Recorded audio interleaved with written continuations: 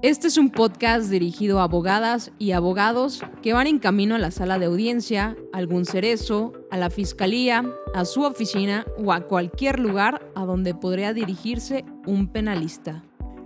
Esto es para aquellos que son apasionados del derecho penal, así como nosotros. Esto es De Penalista a Penalista. Muy buenos días, tardes o noches. Mi nombre es Paula Cruz. El mío es Antonio Albuerne. Y nosotros somos De Penalista a Penalista. El tema del día de hoy, a mi consideración, es muy importante, Antonio, porque todos los que nos dedicamos al derecho penal o los que desean dedicarse al derecho penal, alguna vez han tenido o van a tener una audiencia inicial. Claro, y desde luego hay que estar muy preparados en todos los ámbitos, y uno de los principales objetivos de este podcast es dotarnos de herramientas para poder hacerle frente a esa audiencia inicial y traspasar la barrera de los nervios. Justamente, y también hay que entender que la audiencia inicial o la continuación de la audiencia inicial va a terminar con una resolución de forma de auto. Puede ser un auto de vinculación a proceso o de un auto de no vinculación a proceso. Y antes de la emisión de este fallo, de este auto de vinculación o no vinculación, pues viene un tema primordial que vamos a tratar, y se trata de algo que se estudió en la contradicción de tesis 190-2019, resuelta por la primera sala de la Suprema Corte de Justicia de la Nación. Sí, registro digital 29504. Básicamente el tema central podría ser si se puede reclasificar o se puede llevar a cabo una reclasificación jurídica en perjuicio o en beneficio de la persona imputada. Por parte del juez de control. Así es. Entonces, una vez entendiendo esto, me gustaría responder la pregunta de manera anticipada para que se queden aquí y vamos a explicar por qué sí. Claro, con la conclusión, y posteriormente nos vamos al tema de estudiarlo y también pues presentárselos puntualmente. Claro, ¿se puede reclasificar? Sí se puede reclasificar en todos los elementos de la clasificación jurídica, siempre y cuando no se varíen los hechos, materia de la imputación, pero bueno, lo vamos a desarrollar de la manera más clara posible. Justamente, y acabas de tocar un tema o un concepto fenomenal y que mucho se establece acá en esta contradicción de tesis, y es la clasificación jurídica. Entonces, el 141 del Código Nacional de Procedimientos Penales nos establece qué es lo que contiene la clasificación jurídica. Y en primer lugar es el tipo penal, el grado de ejecución, la forma de intervención, posteriormente la naturaleza culposa o dolosa de la conducta, y este mismo numeral nos dice que se puede modificar. Es lo importante aquí. Así es. De hecho, será importante poder entender cada uno de estos conceptos para podernos, de cierta manera, darnos una idea respecto de la clasificación jurídica. ¿A qué nos referimos cuando hablamos de esa, primero, clasificación que se dota a través de la agente del Ministerio Público? Se hace referencia a ese mismo artículo 141. Existen formas de conducción del proceso penal respecto de la persona que va a ser imputada. Están esas tres fracciones. De igual manera, pudiera bien la clasificación jurídica ocuparse por lo que hace una orden de cateo, una orden de aprehensión, una forma de detención como lo pudiera ser incluso la propia detención en flagrancia al momento de poner a disposición en el término de las 48 horas a la persona. Va a haber una clasificación jurídica preliminar. Concluimos que la clasificación jurídica es el inicio de este proceso penal, es para mí la piedra angular sobre la cual se va a fijar esa litis. Y bueno, tanto para el asesor, tanto para el defensor, para el Ministerio Público, poder cumplir con estas especificaciones de manera técnica y correcta va a ser muy importante durante el proceso penal. Sí, Antonio. Y hay que entender brevemente el artículo 211 de nuestra ley adjetiva en la materia, que nos establece las etapas procesales. La primera, como bien todas y todas ya saben, es la investigación, que puede ser inicial y complementaria. La investigación se inicia con la presentación de una denuncia o de una querella. Una vez que nosotros presentamos una denuncia o una querella, por regla general, nosotros vamos a establecer hechos circunstanciados, qué fue lo que pasó y qué es lo que yo le estoy haciendo de conocimiento a la gente del Ministerio Público. Posteriormente da inicio a la carpeta de investigación y a la actividad y la facultad que tiene la gente del Ministerio Público para realizar una investigación. A través de esta investigación se va a llegar de todos estos registros que van a estar incorporados en la carpeta de investigación, los antecedentes de investigación, y una vez que considere que ya tiene elementos suficientes para conducir al imputado a una audiencia inicial y hacerle de su conocimiento los hechos que en su contra se investigan, se establece ahí también una clasificación jurídica. Por regla general, nosotros como imputados, bueno, como un ejemplo, esperemos que no, tocamos madera, sin embargo, hacemos este ejercicio de personalizarlo. Por ejemplo, nosotros como imputados, por regla general, vamos a comparecer a una audiencia inicial por medio de un citatorio. Si no cumplimos con el citatorio, una orden de comparecencia y una orden de aprehensión. Pero, por ejemplo, en materia de solicitud de orden de aprehensión, tenemos aquí la primera oportunidad que tiene el juez de poder modificar la clasificación jurídica que hace la gente del Ministerio Público. Claro. Por ejemplo, el Ministerio Público solicita la audiencia para, desde luego, buscar que se le autorice se libre la orden de aprehensión, se obsequie, porque luego se enojan que dicen que se obsequie, pero yo creo que sí, a veces sí se obsequia. Por regla general. Se libra la orden de aprehensión, el Ministerio Público impone o propone una clasificación jurídica y, como dices, puede que la otorgue y diga, ¿sabes qué? De esos hechos que la ley señala como delito, creo que tiene una entidad diferente o se subsume a otra clasificación diversa y probablemente me estás solicitando una orden de aprehensión por tentativa de feminicidio y no te la voy a otorgar por lesiones que ponen en peligro la vida, por ejemplo. Claro, así es. Y la segunda oportunidad que se tiene acá de modificar la clasificación jurídica está prevista en el numeral 145, donde nos dice que se puede ejecutar o cancelar una orden de aprehensión y en su caso nos vamos a enfocar en la vertiente de que la gente del Ministerio Público, una vez realizando su investigación y ya que el juez le concedió su orden de aprehensión, se da cuenta que la clasificación jurídica del hecho es distinto. Entonces, el Ministerio Público, la Ministerio Público puede acudir al juez de control y solicitar que se haga esta modificación jurídica de lo fáctico. Claro, realmente esta clasificación jurídica al momento de proponerse debe ser de manera quirúrgica, debe ser técnica y desde luego que se debe conocer de teoría del delito para poder diferenciar. Por ejemplo, obviamente no nos queremos extender, pero cuando se consuma una conducta de manera instantánea, cuando es permanente o continua, o cuando hablamos de una conducta que se consuma de manera continuada, ¿no?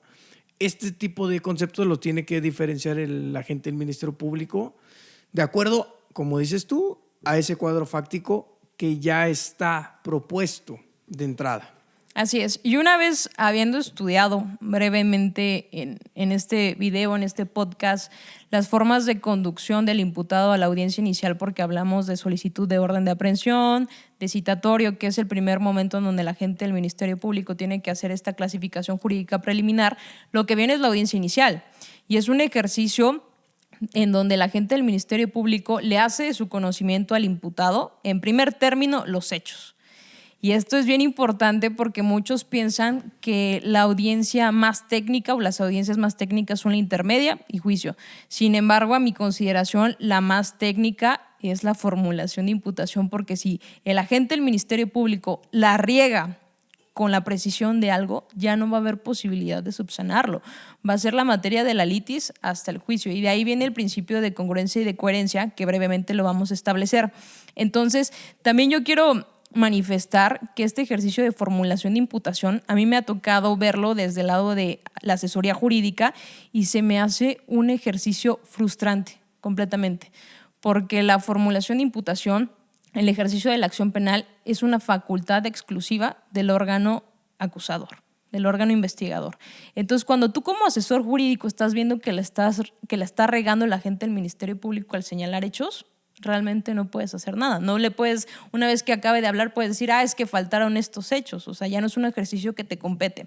Entonces, brevemente, lo que yo puedo recomendar es, si eres asesor jurídico, ten una charla con el agente del Ministerio Público antes, decirle cuál es tu propuesta. Normalmente se hace este ejercicio de señalar lo fáctico desde la solicitud de la audiencia inicial y decir, oye, tengo estas precisiones. Y ya en caso de que completamente te hagan caso omiso, lo que a mí me pasó es solicitarle que hiciera una nueva formulación de imputación por hechos que omitieron en la primera. Claro, eso desde luego que sería lo más prudente, lo más coherente y lo que cualquier operador o operadora jurídica pues seria debería hacer. Ahora, centrándonos en el tema de la audiencia, ya estando y una vez formulada la imputación, no nos dio tiempo de platicar con el agente del Ministerio Público. Quizá, y como lo platicábamos, podríamos bien, si no podemos nosotros llevar a cabo una formulación de la imputación, podríamos poner de conocimiento ciertos hechos que existen en los antecedentes de investigación, quizá solicitar algún saneamiento respecto de esto y hacerle notar o hacerle ver al juez de control que hubo información omitida, que hubo información que no se introdujo a la audiencia por parte del agente del Ministerio Público, pero como tú dices, esa facultad es exclusiva del Ministerio Público. Sin embargo, nosotros podemos dejar sentado en la audiencia que quizá ese actuar no fue el más técnico o no fue el más adecuado y que se omitió información. A veces se entiende que se omite cierto tipo de información porque a mayor información, a mayores hechos que imputa el agente del Ministerio Público, mayor pudiera ser esa capacidad probatoria o esa dificultad probatoria se asume de manera más elevada, por así decirlo. Entonces, como bien dices, esa sería la primera recomendación. Estando en audiencia, como decíamos, hacer este ejercicio y sobre todo poder proponer una clasificación jurídica diferente. En efecto, a eso iba. Posteriormente, la formulación de imputación respecto a lo fáctico, viene la posibilidad de que el imputado ejerza su derecho a declarar, a contestar a los cargos, como poéticamente muchas veces se establece. Posteriormente viene la solicitud de la vinculación. Y una vez que la agente del Ministerio Público terminó con su ejercicio, nosotros como asesores jurídicos podemos en nuestra argumentación decir, a nuestra consideración, los hechos fácticos vertidos por el agente del Ministerio Público tienen esta clasificación jurídica. Y decirle a su vez desde ese momento al juez de control, usted, conforme el penúltimo párrafo del artículo 316, tiene la posibilidad de darle una clasificación jurídica distinta a la propuesta por el agente del Ministerio Público, que hay que establecer que es una clasificación preliminar. Claro, es preliminar y a la vez, encontramos ciertas contradicciones en las audiencias porque a veces los jueces de control nos dicen, ¿sabes qué? No te preocupes por la clasificación jurídica, es preliminar. En la acusación se va a poder componer todo esto. Sin embargo, recordemos esta constante sobre la cual vamos a estar hablando, el hecho ya no va a poderse modificar bajo ninguna circunstancia. Entonces, de nada servirá que sea una clasificación jurídica preliminar si el hecho o materia de esa formulación de la imputación ni siquiera es completo, no es circunstanciado. Entonces, no obedece a estas reglas o estos requisitos del artículo 311 del Código Nacional de Procedimientos Penales. Desde luego que será el inicio. Si se hizo un buen trabajo, lo veremos en juicio. Si sucedió de manera defectuosa o de manera, por así decirlo, poco técnica, esas omisiones o esas deficiencias se van a ver reflejadas en el juicio propiamente. Sí, en esa vertiente, a mi consideración, lo mejor que le podrá pasar a la institución o al órgano ministerial es un auto de no vinculación a proceso para posteriormente volver a solicitar una audiencia inicial y componer la revoltura que hizo. Pero ahora bien, centrándonos en orden cronológico, ya tenemos la solicitud de vinculación a proceso por parte de la representación social y de la asesoría jurídica. Posteriormente viene el derecho que tiene el imputado a decidir en qué momento se va a resolver su situación jurídica. Independientemente de si es el término constitucional o su ampliación, él va a poder presentar datos o medios de prueba. Que ahí viene otra discusión de si medios de prueba únicamente es cuando es prisión preventiva u otra personal. A mi consideración todas son personales, pero será tema tal vez de otro podcast o de otro video. Ahora bien, él presenta sus datos o medios de prueba y viene una resolución en forma de auto. En ese momento, el juez puede hacer dos cosas, por ejemplo. El 316 nos dice que el auto de vinculación a proceso se va a dar siempre y cuando no haya una causal que excluya el delito. Claro. Si nos adentramos en el Código Penal del Estado de Oaxaca, que es en donde estamos radicando tú y yo, tenemos el 14 y nos dice que una causal del delito, una causal de exclusión del delito es la tipicidad, y la tipicidad se puede dar por la falta de alguno de los elementos que integran la descripción típica. Okay. Y posteriormente ese mismo 316 le establece al juzgador la facultad y la potestad que tiene de realizar una modificación a la clasificación jurídica. Entonces, una de dos. O si a su consideración establece que el agente del Ministerio Público no pudo establecer que existió un hecho con apariencia que un hecho que la ley señala como delito, y la probabilidad de que el imputado lo cometió o participó en su comisión, puede dictar un auto de no vinculación a proceso, incluso si considera que hay un elemento por ahí de la descripción típica que no está completamente establecida. Pero a su vez puede reclasificar o realizar una modificación a su clasificación. ¿Cuál de las dos va a ser? Pues no sabemos. Sin embargo, como tú bien lo dijiste una vez en tu Twitter o en tu X, el auto de vinculación a proceso es la regla general. Entonces muchas veces se escudan en los fines constitucionales del proceso, que es esclarecer los hechos. Entonces realizan esta modificación a la clasificación jurídica para pasar a una investigación formalizada. Claro, y desde luego, y eso que dices es muy importante, porque ahora entendemos, o al menos nos hemos centrado en decir, ¿sabes qué?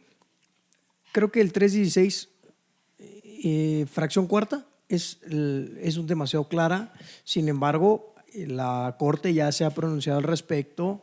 Por ejemplo, en esta tesis de la primera sala, 35 del 2017, de esta 10ª época, voy a leer el rubro para que la puedan consultar. Claro. Auto de vinculación a proceso para satisfacer el requisito relativo a que la ley señale el hecho imputado como delito, basta con que el juez encuadre la conducta a la norma penal, de manera que permita identificar las razones que lo llevan a determinar el tipo penal aplicable, nuevo sistema de justicia penal. Entendemos entonces que ya no es exigible para este auto de vinculación a proceso que la conducta sea típica. Ya nada más con que medio diga que la ley señala ese hecho que la ley señala como delito está medio, pues sí, se permita suponer, en grado de suposición pueda ser probado, bastará para librar este auto de vinculación a proceso. Sin embargo, lo que dices y lo que establece el código es una circunstancia muy clara. Sin embargo, en atención a esto, y como lo establece la ejecutoria que nos trae el día de hoy, hace ese señalamiento, hace esa distinción, ¿no?, del hecho y el hecho delictivo. Hecho entendiendo el hecho como el relato fáctico de lo que sucede en el mundo, circunstancias de tiempo, modo y lugar, pues básicamente el relato que después tendrá entidad de delictivo, y el hecho delictivo, pues propiamente estos elementos de la clasificación jurídica y de qué manera se subsume este relato de algún acaecimiento en el mundo a esta pues clasificación propiamente dicha, ¿no? Así es. Y rápidamente retomo la idea que tú me decías de que en nuestro código y en nuestra Constitución ya nos es establecido que se tiene que establecer únicamente un hecho que la ley señala como delito y la probabilidad de que el imputado haya participado o lo haya cometido. Y esto viene de la reforma del 2008 en materia de seguridad y justicia, y de las exposiciones de motivo nos trae que se intenta evitar la anticipación de un juicio, porque antes el agente del Ministerio Público lo que hacía era prácticamente anticiparse el juicio. Ahora bien, retomando el tópico respecto a que el juez de control, conforme al 316 penúltimo párrafo, puede otorgarle una clasificación jurídica distinta a la propuesta por el agente del Ministerio Público, lo que nos hace esta ejecutoria es preguntarnos lo siguiente. Primero, ¿es posible? Y si es posible, ¿está supeditado a que sea en beneficio o en perjuicio del imputado? Y posteriormente, este ejercicio de darle o de realizar una modificación a la clasificación jurídica afecta a la división de funciones con el agente del Ministerio Público y también el principio de contradicción, el derecho a la defensa. Es lo que hace esta contradicción. Sí, y propiamente vamos pues desentrañando esto. En primer momento sí se puede, no importa si es en perjuicio o en beneficio. Esa clasificación jurídica, como lo hablábamos hace rato, pudiera bien ser dinámica, pudiera bien encontrar de cierta manera entrada en X o Y tipo penal, y desde luego que la misma Corte lo ha establecido, no tiene nada que ver con esa distribución de funciones, con esa imparcialidad que el juez de control debe guardar. No se mete en ese, no transgrede el principio de mínima intervención. Sencillamente esos hechos que nos trae el agente del Ministerio Público los dota de una clasificación jurídica diferente, les pone otro traje, por así decirlo. Sin embargo, seguirá siendo la misma entidad, seguirá siendo la misma persona, sencillamente lo viste de otra forma, pero esa persona, esa esencia, pues no la cambia. La misma contradicción de tesis nos dice que pues que el juez de control estará muy bien facultado, porque precisamente deberemos atender a los principios del artículo 20 constitucional y en primer momento el esclarecimiento de los hechos, ¿no? Así es. A ver, división de funciones. Constitucionalmente, conforme al numeral 21, el agente del Ministerio Público es el encargado y el único facultado de realizar y conducir la investigación y de ejercer la acción penal. Para ejercer la acción penal tenemos que realizar una interpretación integral o armónica, como nuestros jueces nos dicen, en el numeral 211 y 335. El primer momento para ejercer la acción penal es solicitar la cita para la audiencia inicial, una orden de aprehensión o las demás formas de conducirlo. Y la otra posibilidad, conforme al 335, es en el momento en que acusa el agente del Ministerio Público. Punto. Ahí está la división de funciones, que es representativa en este sistema acusatorio. El sistema acusatorio se traslada, o se traduce, mejor dicho, en que una división de funciones. El juez únicamente juzga, pero también es el último garante. Es el encargado de establecer o de proteger los fines constitucionales y tanto los derechos de la víctima como los derechos del imputado. Entonces, lo que nos dice acá la Suprema Corte de Justicia es que no hay una invasión en las funciones del agente del Ministerio Público, simplemente está garantizando los derechos de las partes. Porque quedarse con la clasificación jurídica del agente del Ministerio Público cuando es errónea dejaría completamente indefensa, por así decirlo, a la víctima, y además estaría opacando los fines constitucionales del proceso, que en primero, esclarecer los hechos, proteger al inocente, y acá viene también la parte interesante, que el culpable no quede impune, y la reparación del daño de forma integral. Y también la protección del inocente. Así es. Y ahora, si entendemos que, como dices, muy bien dices, se le puede dotar una clasificación jurídica diferente a alguien que se le está imputando un delito de mayor envergadura, por así decirlo, pero como defensa hacemos un trabajo eficiente y decimos, sabes que no es hasta allá, es un delito un poquito más, más ameno, por así decirlo. Sí. El mismo defensor controla ese trabajo y propone y a su vez decidimos qué es lo técnicamente y lo jurídicamente correcto para cada situación. Yo creo que no hay una transgresión directa.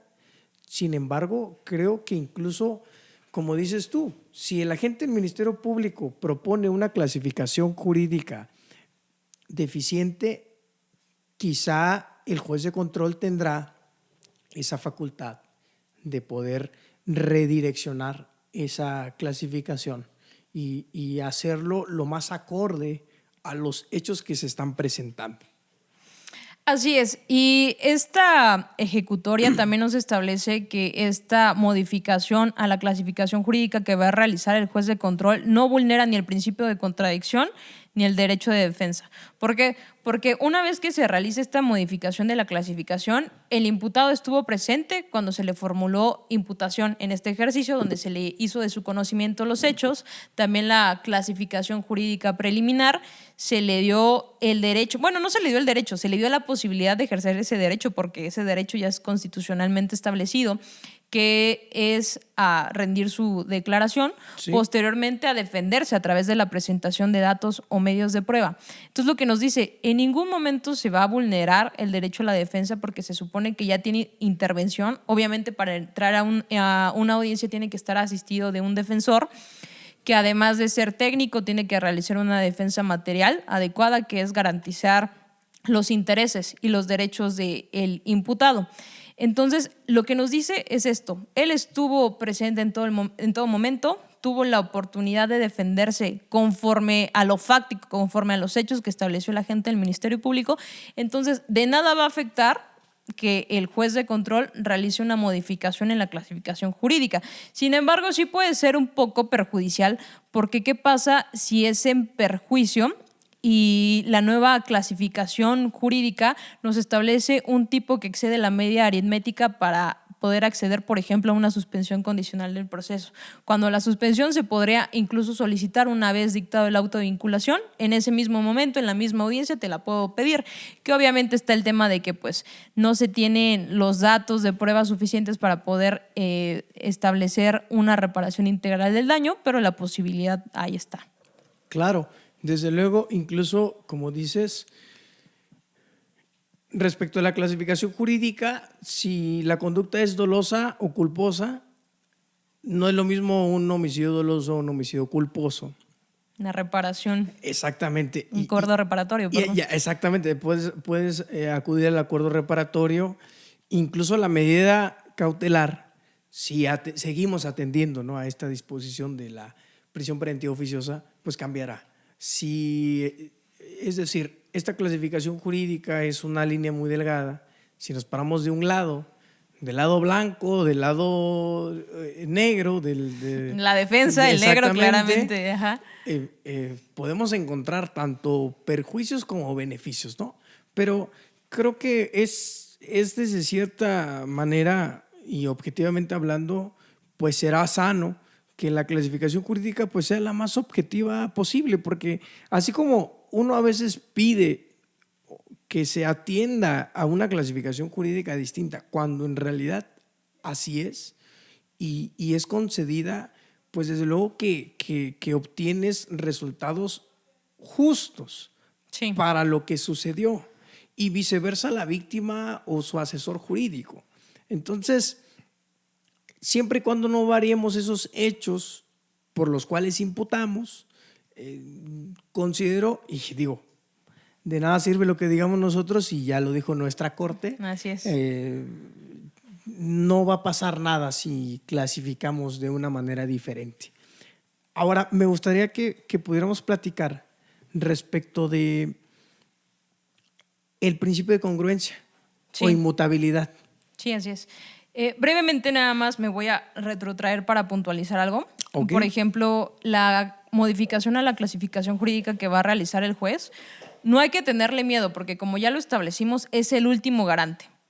Y una de las cuestiones que nos garantiza este proceso penal es que va a ser imparcial. Es que él no tiene interés en que a una parte le vaya mejor y a otra parte le vaya peor, Claro. porque para eso está la excusa y la recusa.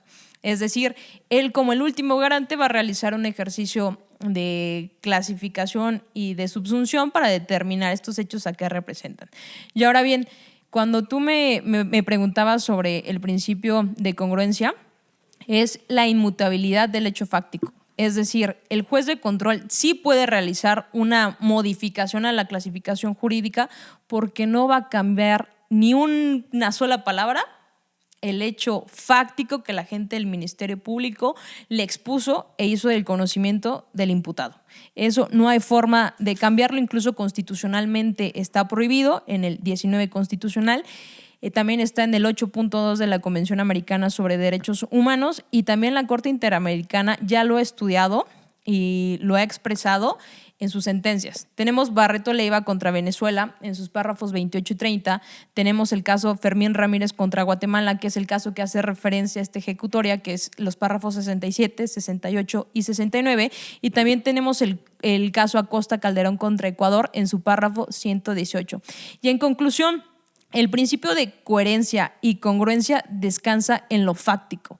Es decir, los hechos establecidos en la formulación de imputación, los hechos expuestos por el agente del Ministerio Público van a ser los mismos hechos por los que el juez va a vincular a proceso. Y el mismo 316 te lo dice, la vinculación a proceso será por los hechos motivo de la formulación, aunque la clasificación jurídica pueda cambiar. Claro. En la acusación, los hechos van a ser los mismos y en juicio, la base, la litis, que son los hechos establecidos por el agente del Ministerio Público, no van a poder cambiar. Y aquí hay que tener mucho cuidado porque muchos de los jueces de control, no aquí en Oaxaca, en otros estados, en otros circuitos. que en otros circuitos, claramente, en el ejercicio que hacen en su vinculación a proceso en establecer lo fáctico que se tuvo por probado, por establecido por la representación social y en su caso por la asesoría jurídica. Sí. Y ya me pasó, que el agente del Ministerio Público expuso estos hechos y el juez dijo, sí, pero de los datos de prueba se desprende esto. Por ejemplo, un caso y está padre señalar acá las experiencias brevemente. Eran muchas víctimas, aparentemente, pero la que nos interesaba era de un hombre. Y el agente del Ministerio Público se equivoca y da otro nombre. Okay. Y toda su teoría probatoria, o sea, todos los datos de prueba que virtió fueron tendientes a acreditar el nombre que no dijo, porque se equivocó. Okay. Yo lo manifesté, mi contestación a la solicitud de vinculación a proceso iba como defensa y el juez dijo, sí, pero de los datos de prueba se desprende que la víctima es esta, directa. O sea, claro. Y es algo que no puede pasar, es algo que constitucionalmente está protegido también por la Corte Interamericana en las diversas sentencias y es una de las limitantes de este ejercicio de modificación de la clasificación. Puedes modificar el tipo penal que tú crees que es el adecuado, la forma de intervención, el grado de ejecución, pero nunca los hechos. Sí, de hecho, el mismo Código Nacional establece que la sentencia no podrá rebasar los hechos probados por el agente del Ministerio Público. Entonces, a lo que vamos con todo esto es la formulación de la imputación es lo más importante, o es la base, es el cimiento de esa acción penal que se va a ir tejiendo conforme pasemos de etapa. Sin embargo, si no se hizo desde el inicio, si no se hizo valer de la manera más técnica, de la manera más adecuada, pues va a encontrar problemas a la pretensión del agente del Ministerio Público de que desde luego será una sentencia condenatoria. Lo que les acabo de mencionar está en el artículo 407 de nuestro código, por si lo gustan consultar. Y bueno, ya todas las sentencias que nos ha hecho relación Pau, creo que será de suma importancia consultarlas y poder enriquecer esto que hemos estado platicando, ¿no? Antes de cerrar, me gustaría dar otro consejo porque creo que pueden aprender de lo que nos ha sucedido y es que tanto como asesores jurídicos como defensa hay que tener muchísima atención, hay que poner muchísima atención y tener el oído completamente abierto cuando el juez, al estar resolviendo la situación jurídica del imputado, esté estableciendo qué hechos se pudieron tener por acreditados. Porque muchas veces el juez no recesa, en ese momento resuelve y obviamente se le van a ir algunos datos, por ejemplo fechas, por ejemplo nombres, y va a realizar una modificación de lo fáctico, va a vulnerar el principio de congruencia y coherencia. Si no nos damos cuenta, el agente del Ministerio Público en su ejercicio de acusación va a copiar los hechos de la vinculación a proceso y ya vienen viciados, ya vienen mal. Y obviamente no nos va a servir. Posteriormente podamos incidentar tal vez una nulidad de acto procedimental o algo no tan violento con la finalidad de rectificar el error. Sin embargo, hay que tener el oído completamente abierto. Y ahora bien, para cerrar, rápidamente la Suprema Corte de Justicia de la Nación resolvió esto publicando 3 jurisprudencias. La primera es que la modificación y la reclasificación que va a hacer el juez de control de la clasificación preliminar propuesta por el agente del Ministerio Público no está supeditada a que sea en beneficio o en perjuicio porque el 316 no te lo establece y no se puede exigir un requisito más allá de lo que legalmente está establecido. Posteriormente, esta modificación no va a vulnerar el principio de contradicción porque el imputado estuvo presente en todo momento y si no está de acuerdo con esta modificación que hace el juez, va a poder recurrir. Y por último, pues tampoco afecta a la distribución de funciones porque lo único que hace es modificar lo jurídico, pero lo fáctico queda intacto. Claro, desde luego, y recordar, por los mismos hechos por los cuales te formulan una imputación, serán los mismos por los cuales se va a pedir la vinculación a proceso, se te va a acusar en la etapa intermedia y desde luego se van a tener probados o no en juicio. Así es. Última apuntalamiento, de acuerdo a nuestro código, se puede también solicitar la reclasificación en los alegatos de apertura, de clausura. Iniciando el juicio, exactamente, y de clausura. Entonces, esto nos da, de cierta manera, mayor perspectiva, porque tanto asesor como defensor, como Ministerio Público, al tener ese hecho, le puede dar la entidad que mejor crea, la entidad jurídica, hablando como entidad, la clasificación.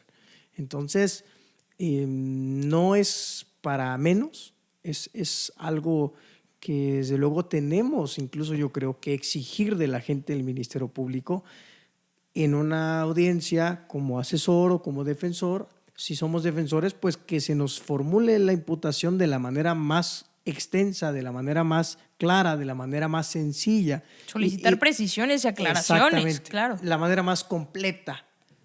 Manuel Valadez, existe un libro que dice Teoría del Delito, juez, la verdad no recuerdo si aún está en funciones, pero dice, mientras más extensa o mientras más detallada sea esa formulación de la imputación, mayores problemas va a tener el agente del Ministerio Público. ¿Y sabes qué pasa? Que muchas veces no entienden en lo que es la formulación de imputación porque dan antecedentes. Y antecedentes muy anteriores, o sea, sí. Y se encontraba no sé qué, pero ¿qué me estás imputando? Claro. ¿Qué hecho me vas a configurar como un delito, como un tipo penal? O sea, claro, ¿en qué? Claro. ¿Me vas a dar la oportunidad que yo me defienda? Dime de qué me tengo que defender. Sí, no me interesan los antecedentes, no me interesa lo que pasó un día antes. O sea, a mí dime en qué consistió mi conducta. Claro. Punto. Y también, brevemente, retomando lo que decías hace un momento, hay que entender que esta modificación de la clasificación jurídica no únicamente puede ser vista en una audiencia inicial. El agente del Ministerio Público en su acusación igual se encuentra obligado a que lo fáctico no puede modificarse, pero él puede modificar lo jurídico. La clasificación jurídica puede modificarla en la acusación y después en juicio en un alegato de apertura y de clausura, según el 398. O sea, hasta el momento en juicio puede ser modificada esa clasificación. Claro, y como defensa también juega de cierta manera a favor porque si bien pudiéramos enfrentarnos a una sentencia condenatoria que pudiera ser inminente, pudiéramos trabajar en juicio sobre la clasificación jurídica. Y quizá esa clasificación jurídica sea benéfica, incluso nuestro cliente podría no pisar la cárcel, como normalmente decimos, ¿no? Sí. Que no le toque estar privado de su libertad. Pero bueno, dependerá de la perspectiva de la cual nos encontremos, del trabajo, de la actividad tanto jurídica como probatoria, pero al final de cuentas creo que ya llegamos al punto medular, al punto claro, y pues como conclusión sería ese, ¿no? La única determinante es no podemos variar los hechos. No lo puede variar ni el Ministerio Público ni el juez. Y la otra limitante es que le tienes que dar participación al imputado, es decir, se lo tienes que hacer de su conocimiento. Brevemente, es decir, en el momento en que el juez esté resolviendo, se le informa y se argumenta del por qué. Porque también lo que toca acá es una sentencia en contra de Francia. Digo, ya íbamos a cerrar, nada más lo retomo, que nos establece también y nos estudia sobre todo esta modificación en la clasificación jurídica, pero lo que erró aquí es que esta modificación se hizo en una segunda instancia. Entonces, cuando el imputado o el acusado, dependiendo del derecho francés, tiene acceso a la resolución de segunda instancia, se da cuenta de esta modificación. Entonces, la única limitante es no puedes variar lo fáctico, no puedes variar los hechos y le tienes que dar intervención y le tienes que hacer del conocimiento al imputado y a su defensa. Concluimos con eso. Claro. Pues qué bueno ha sido este segmento, platicarlo, poderlo abordar de una manera pues fluida. De mi parte, bueno, de nuestra parte, agradecerles a quienes nos escucharon en el primer episodio, que fue pues nuestro debut haciendo esto. No somos especialistas en podcast, ni nos dedicamos a esto. Esto es puro amor al arte. Así es. Pero agradecerles que hayan compartido, que hayan dado like, que se hayan suscrito. Que hayan comentado incluso, porque nos ayuda mucho. Claro. Este es un espacio de debate. Pueden estar de acuerdo o no de acuerdo, nos pueden mandar correcciones y es lo importante, abrir un espacio para juntarnos y poder debatir, ¿no? Claro. No estamos cerrados, ¿no? Exactamente. Nunca se deja de aprender. Así es. Y pues agradecerles de una manera muy sincera este primer recibimiento que hemos tenido y que pues nos puedan ayudar a compartir, a difundir para que podamos llegar a más personas, podamos llegar a más estudiantes de derecho, más profesionistas, más abogados y abogadas que tanto ya se dediquen al derecho penal o que estén por dar ese paso para su primera audiencia. Creo que queremos aportar desde nuestra posibilidad lo mejor que pueda. Así es, porque muchas veces hay tanto que estudiar, tanto que leer, que posiblemente no tenían conocimiento, sí leyeron esta contradicción, pero no tuvieron la posibilidad por, las cargas laborales y personales de poderla desglosar y estudiar, y pues es nuestra chamba y nuestro regalo para ellos, ¿no? Pues ojalá les sirva y les agradecemos mucho el apoyo y compartir, me gusta, retuitear. Lo que sea, y de igual manera, pues adelantarles, vamos a tener quizá en próximos capítulos alguna dinámica para que pues nos podamos integrar más, ¿no? Así es. Regalarles a lo mejor una taza de estas que tenemos. Pero pues creo que ya no hay nada más que hablar. Pues nos despedimos. Reitero, soy Paula Cruz. Yo, Antonio Albuerne. Y esto es De Penalista a Penalista. Nos vemos o nos escuchamos en la próxima.